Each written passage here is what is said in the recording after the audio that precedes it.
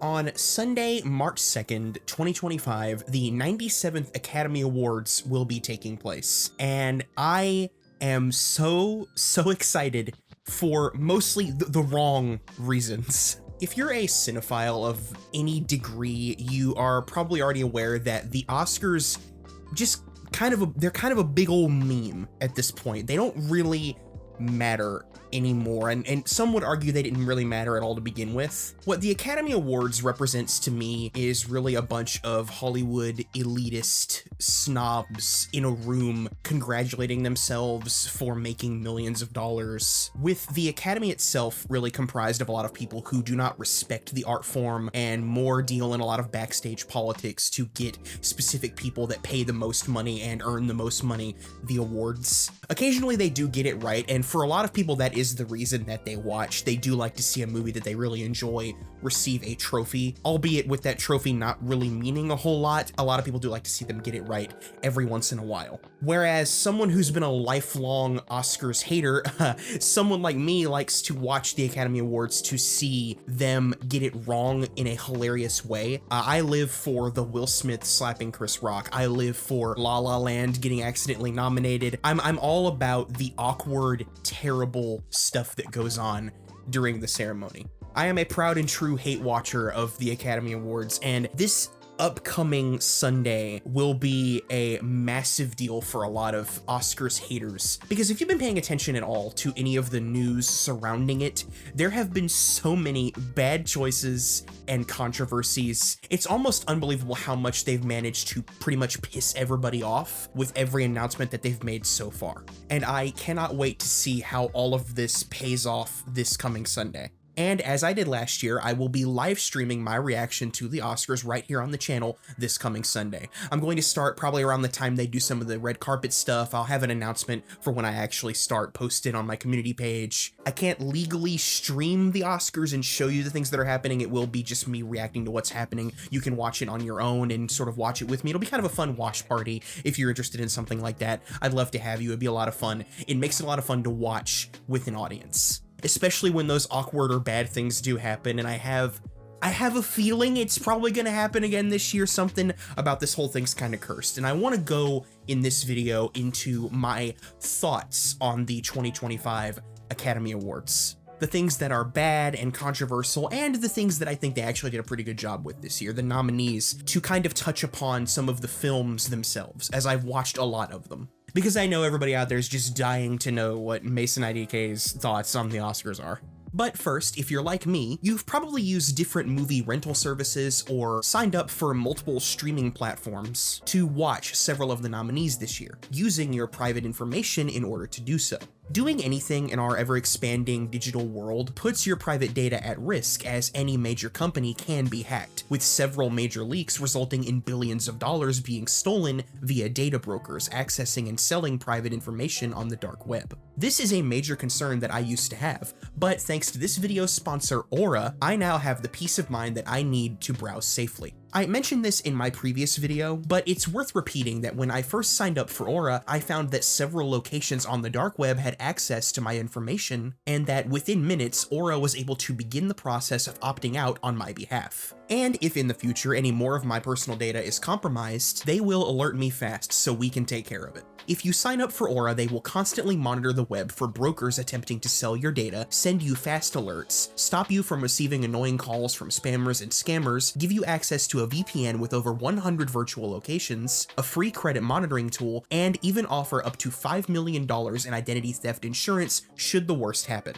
If you're ready to take the next step in securing your personal data and private information, go ahead and use my link aura.com/masonidk or scan the QR code on screen to get a 14-day free trial. That's plenty of time for Aura to start getting to work at securing your data. Click that link in the description, scan the code, support the channel as well as a great service, and get yourself a 14-day free trial from Aura. Thank you to Aura for sponsoring this video. So as negative as a lot of the discussion around the Oscars have been this year, I do like to go on the side of positivity in my videos, and I do want to in that spirit, start this video by looking at some of the good things that came out of the Oscars this year. Because in terms of nominations, there are actually a lot of good things happening. Not only do I really like a lot of the films that were actually selected, but I really like that this year there seems to be a little bit more respect toward a specific medium and a genre.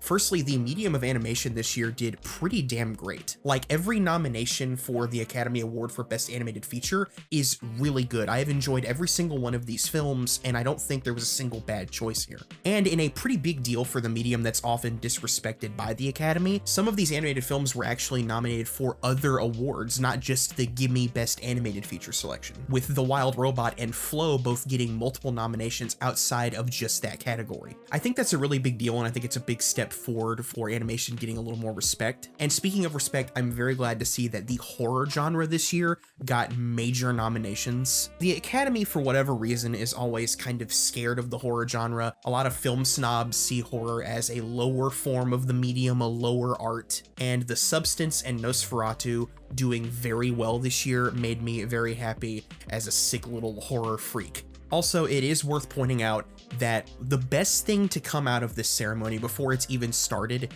is Conan O'Brien. Conan O'Brien being selected as the host gave me hope for the whole thing, not in that the Academy is going to make the right choices for the films or is not going to annoy me in some way, but the host is actually funny. The reign of Jimmy Kimmel is finally over. We can move on from Jimmy Kimmel and his horribly unfunny bits and sort of just crapping all over the ceremony, spending too much time complaining about how long it is, despite the fact that if he just got off stage and let the people get the awards, then the show wouldn't be that long. Conan O'Brien is legendarily funny. I'm a big fan, and I do have a lot of bias, granted. If anybody can salvage some of the awkwardness that this ceremony is no doubt going to bring, it's going to be Conan. Okay, so with that said, now the bad things. there were a lot. Do I want to go ahead and just get it out of the way and talk about Emilia Perez? I mean, that's what you want to see, right? Like, you want to see somebody else shit on Emilia Perez. If there has ever been a sort of Oscars supervillain, it is this movie.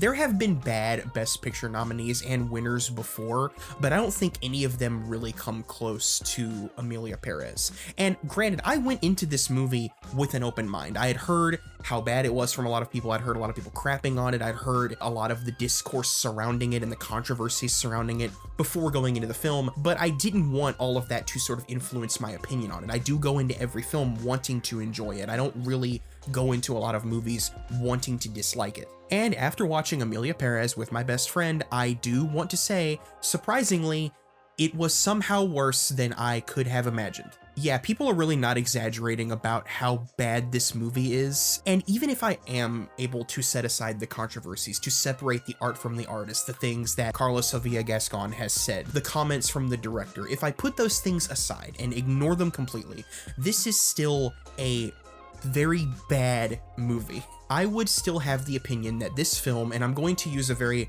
technical term here, is poo-poo, stinky, smelly, trash. It is an obnoxious experience to get through. It's offensive to everyone, trans people, Mexican people, people with ears who like music, because as has been memed on quite extensively, the music in this is god-awful. I don't know how anybody heard this and said, yeah, that's a good idea. Hello, very nice to meet you. I'd like to know about sex change operations. And look, I'm all for very transgressive, trashy filmmaking when it's done right, but here I don't know what the intent of the art is. The film introduces you to a character, tries to have you sympathize with this character, even though this is a very bad person that made one decision that changed their life, and it just kind of expects you to go along with sympathizing with this really bad person. It introduces themes of corruption, but never says anything else about the corruption other than singing one song about it. The performances from pretty much everyone are terrible. I don't know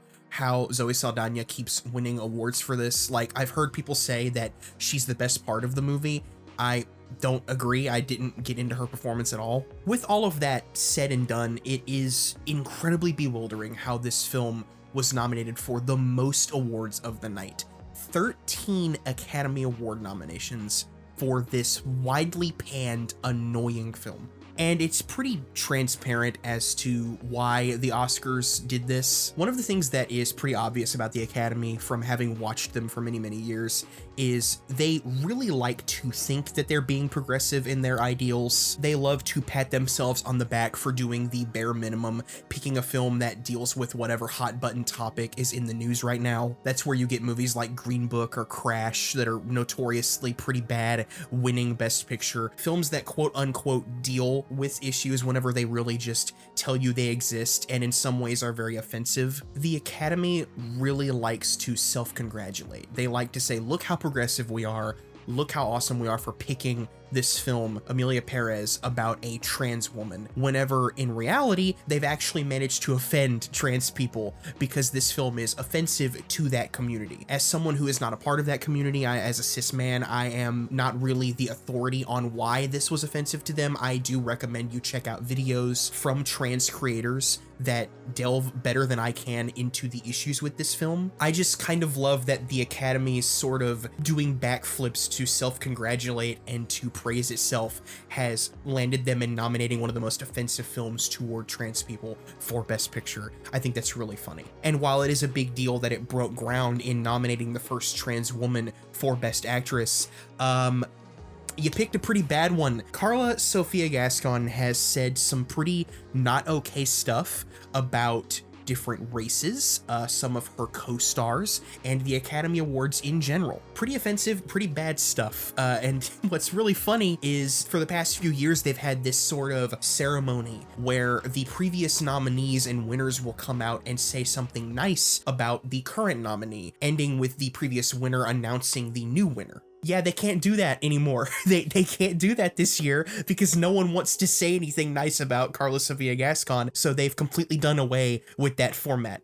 and I find that hilarious. Unfortunately, the very annoying downside to this, as much as I love seeing the Academy Award fumble trying to be so progressive, is that there are going to be several annoying grifter YouTube channels, very right-wing channels that are going to say that Emilia Perez is bad because it's woke, and they're going to throw woke around and have a bunch of like bad Hollywood, woke Hollywood junk all over their channel.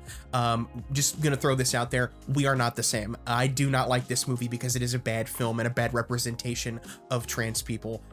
You don't like this film because you're a transphobe. Out of the many snubs this year, which I will get to some of them later, what's really annoying is that if the Academy really wanted to go for a very unique and beautiful portrayal of the trans experience from a trans creator, they could have gone with I Saw the TV Glow, one of my favorite films of 2024. But because it's a horror film, the Academy doesn't want to pick it. So yeah, Emilia Perez was kind of the big bad one out there.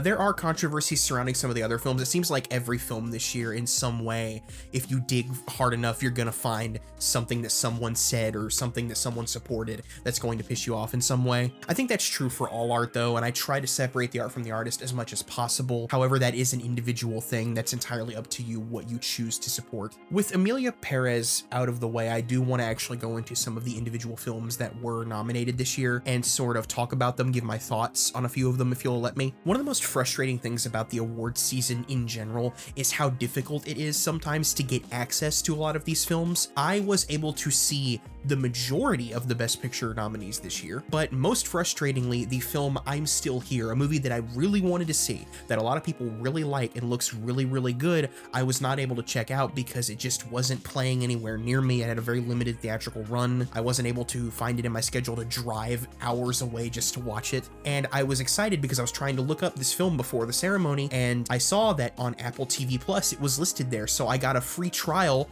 to Apple TV Plus, only to find out that it's not there. They just listed it there and it's not available. I cannot watch it.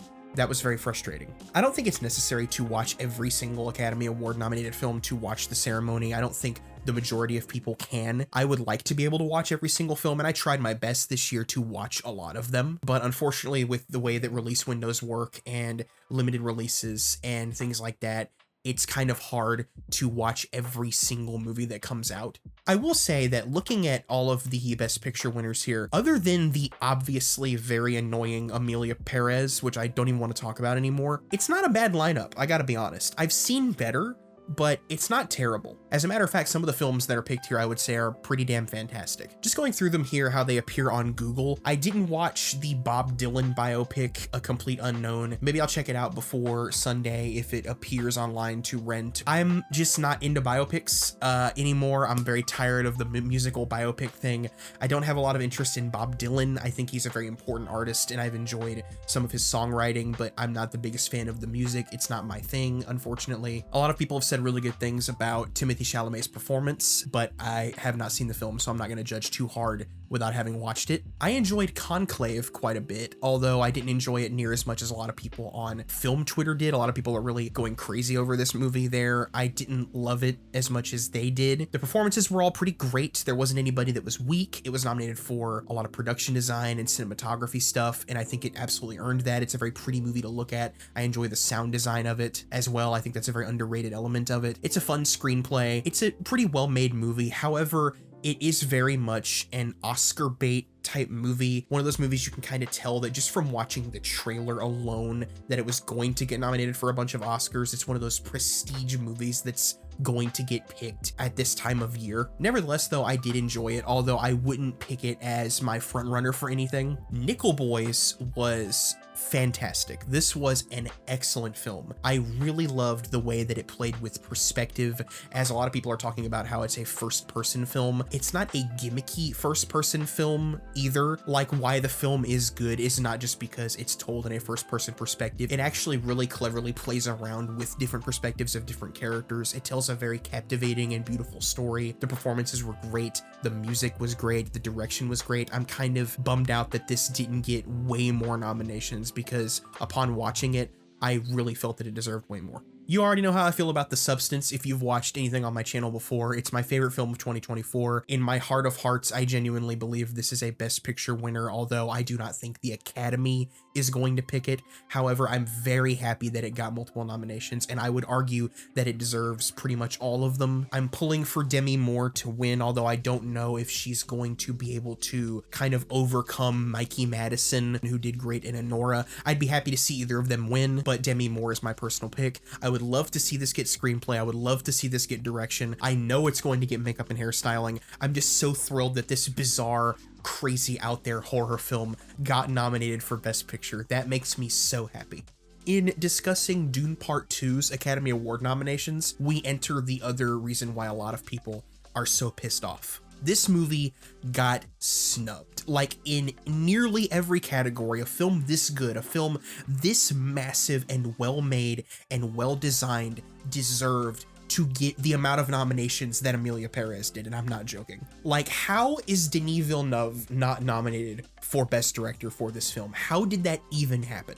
Like, obviously it's gonna get visual effects. Obviously it's gonna get sound design. Where is the musical score nomination? The things that this film you would think would obviously get, it just wasn't selected for, and I don't understand that. What did Dune Part 2 do to the Academy? What did Denis Villeneuve do to the Academy? Why do they not like him? People are really pretending like this wasn't the biggest movie event of the year, because for a while there, it really was. If there was justice in the world, this would be the one sweeping all the nomination categories, and not the other film we've talked about to death. Which is another reason why that movie pissed so many people off, because for every nomination that it got, it took one from another deserving film. Wicked got a Best Picture nomination and also got a lot of nominations in general, and I'm very happy to see that, although I do not agree with a lot of them, if I'm being honest. I enjoyed this film quite a bit, and I'm genuinely afraid that if I criticize it too harshly, Elizabeth will run into my room and beat me to death. I will say, though, that the biggest issue I have with this film is the way that it is shot. It is a beautifully crafted film. I love the costumes and the set design. However, the cinematography just did not enhance any of that.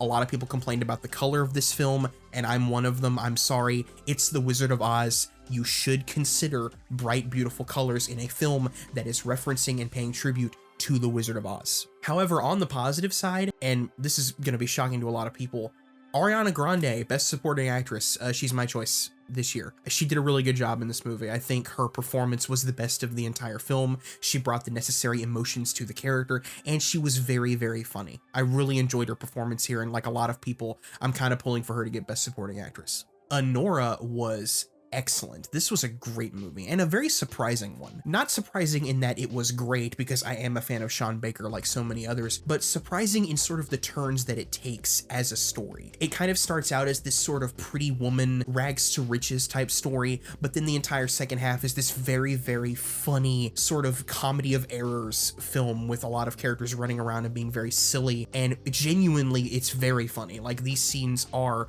very, very funny. They got really good laughs out of me. But it also ends in this sort of beautifully painful way. Like, I love the ending of this film. I think it made me want to watch it again almost immediately because Mikey Madison specifically, which is why I think, by the way, she's going to get the Oscar. Even though I picked Demi Moore, I'd be very happy to see Mikey Madison get it. She brought so much depth and layers to this character in her performance. She was very funny. And also, when the story calls for it, is very emotionally intelligent and brings a sort of grounded humanity to this very crazy story. I'm very happy to see Sean Baker get the nomination for Best Director as well, although the next film I'm going to talk about I think is probably going to get that and probably get a lot of Oscars this Sunday. Brady Corbet's The Brutalist is kind of amazing in a lot of ways. This is a mind-blowing achievement of a film, and I could easily see it sweeping the Oscars for everything it was nominated for. As a matter of fact, I do think this is probably going to win Best Picture and Best Director, definitely. Adrian Brody has kind of been sweeping the other awards this season as well for Best Actor, and I think he might get it, although my personal pick for Best Actor is actually going to be Coleman Domingo from Sing Sing. I think his performance was excellent in that, and I think he would be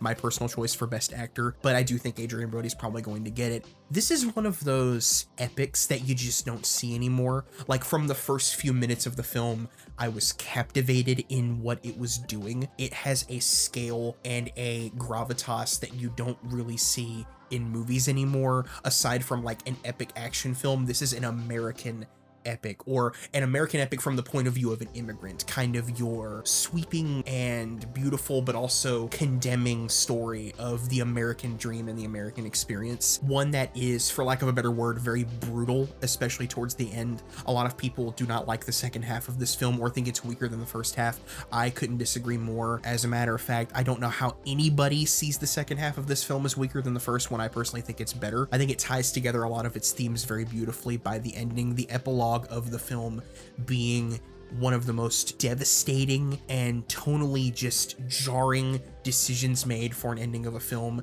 one that works so well and kind of reminds me of the ending of Killers of the Flower Moon from a few years ago. I love a film that has something to say and isn't as clear-cut about a lot of what it's trying to say. Like, it's a film you have to discuss and a film that's going to have a lot of interpretations, and those discussions that I've had from people who have seen it are very fun, and I love having those discussions. Unfortunately, The Brutalist was not without its controversies, and it's something that does need to be addressed. It came out not too long ago that The Brutalist used the Respeecher AI to touch up some of the accents that were spoken in the Hungarian dialogue, specifically those with Adrian Brody and Felicity Jones. There was also a report that AI was used to create some of the images toward the end of the film, some of the buildings. A lot of people were kind of rightfully angry about this, as it seems that a lot of generative AI is being kind of shoved down our throats right now with a lot of things, and I'm pretty anti-AI myself in terms of using it as a way to replace the work of human beings. There's that great Drew Gooden video that I'm sure a lot of people have seen by now talking about how AI is sort of harming a lot of creativity. However, Brady Corbet, the director, did come out and say that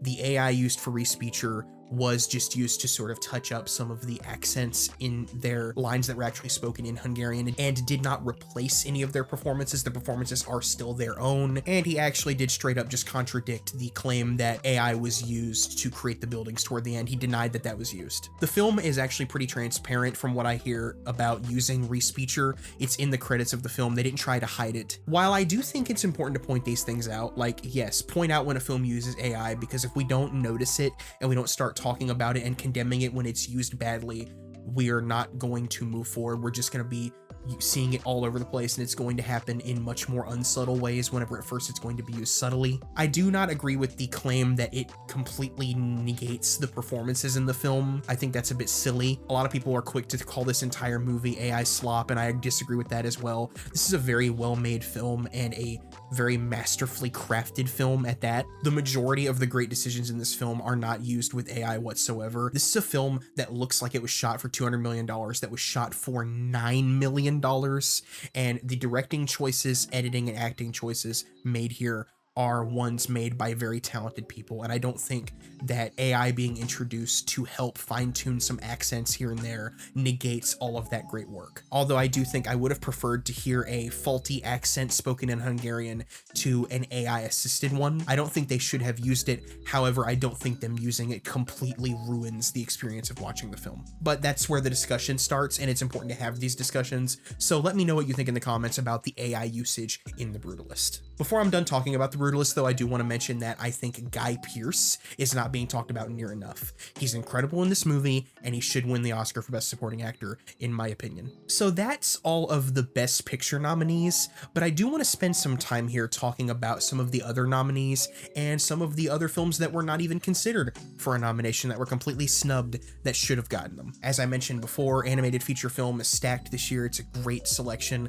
I personally think that Memoir of a Snail should be selected for Best Animated Feature. It's my favorite animated film of the year, although I personally think it's actually going to be a very tight race between The Wild Robot and Flow this year, and I'd be happy to see either of them win. As a matter of fact, I'd be happy to see any of these films win. They're all really good. Every category that Nosferatu is nominated for, it should win. I don't care. I want to see it win an Academy Award. Give me that cinematography Oscar. Give it to Nosferatu. Do it. The biggest snub this year at the Academy Awards, in my opinion, is Challengers. The fact that Challengers was not nominated for directing for Luca Guadagnino, was not nominated for editing, and was not nominated for musical score is kind of unbelievable and ridiculous. The musical score for Challengers is so amazing and unique that it's a complete kick in the balls that it was not nominated for an Academy Award. Trent Reznor and Atticus Ross did some of the best work that they've done in their entire career, but because they weren't nominated, because the Academy Awards are apparently anti-great music, I'm going to actually go with the excellent score for The Brutalist by Daniel Blumberg. I think that score was incredible, and if I had to pick the second best, it's going to be that one. Expecting the Academy Awards to actually pick the best films of any given year is kind of a silly idea. They're never going to do it, and it kind of begs the question as to why I even watch them in the first place, why I'm even having this live stream on Sunday to begin with. Well, I think there's a great video by Schaefer Liz that kind of goes into that as well, but for my own reasons as to why I'm watching it, it's to see the films that do deserve it, get the accolades that they deserve, and to fight for the films that didn't get it, to get annoyed and call out the Academy for cutting off the speeches for visual effects every single year,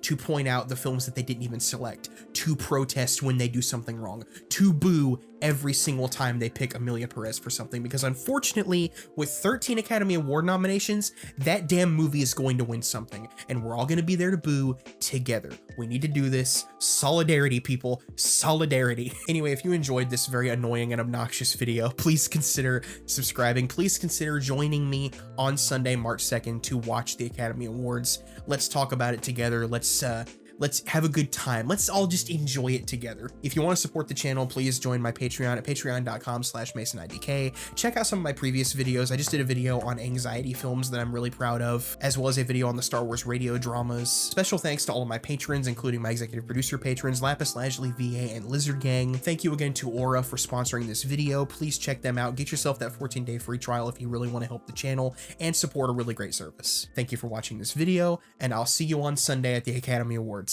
Take care.